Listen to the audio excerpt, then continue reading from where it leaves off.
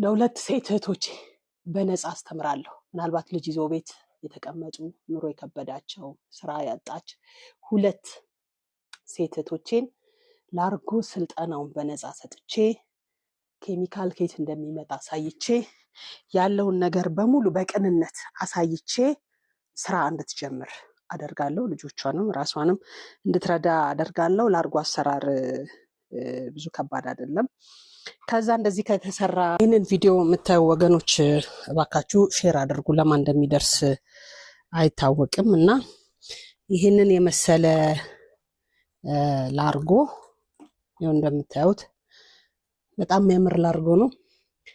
ይህንን የመሰለ ላርጎ አሰራር ለሁለት ሴት እህቶቼ በነፃ አስተምራለሁ። ምናልባት ልጅ ይዞ ቤት የተቀመጡ ኑሮ የከበዳቸው ስራ ያጣች ሁለት ሴት እህቶቼን ላርጎ ስልጠናውን በነፃ ሰጥቼ ኬሚካል ከየት እንደሚመጣ አሳይቼ ያለውን ነገር በሙሉ በቅንነት አሳይቼ ስራ እንድትጀምር አደርጋለሁ። ልጆቿንም ራሷንም እንድትረዳ አደርጋለሁ። ላርጎ አሰራር ብዙ ከባድ አይደለም።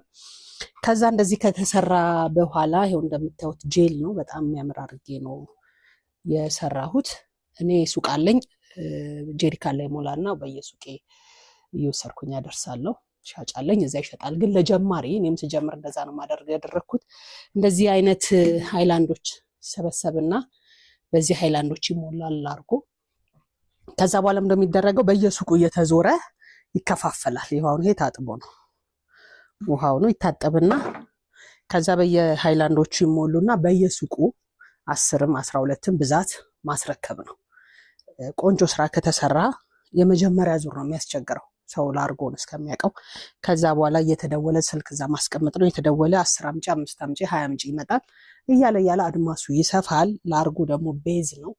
ማንም ሰው ልብሱን ሳያጥብ፣ ማንም ሰው ዩኒፎርሙን ሳያስጥብ ልጆቹን አይሸኝም፣ ራሱም አይወጣምና የቅንጦት ዕቃ የሚባል ስላልሆነ ላርጎ ተምሮ ወደ ስራ መግባቱ ጥሩ ነው። እና ሼር አድርጉ። ለየትኛው እህቴ እንደሚደርስ አላውቅም። አንቺ እህቴ ደግሞ ከአንቺ የሚጠበቀው ላይክ ማድረግ፣ ሼር ማድረግ እና በውስጥ መስመር እባክሽን ኤነርጂን ብለሽ ጻፊ። ለሁለት ሴት እህቶቼ እውነት በነፃ አሰልጥኜ ስራ አስጀምራለሁ።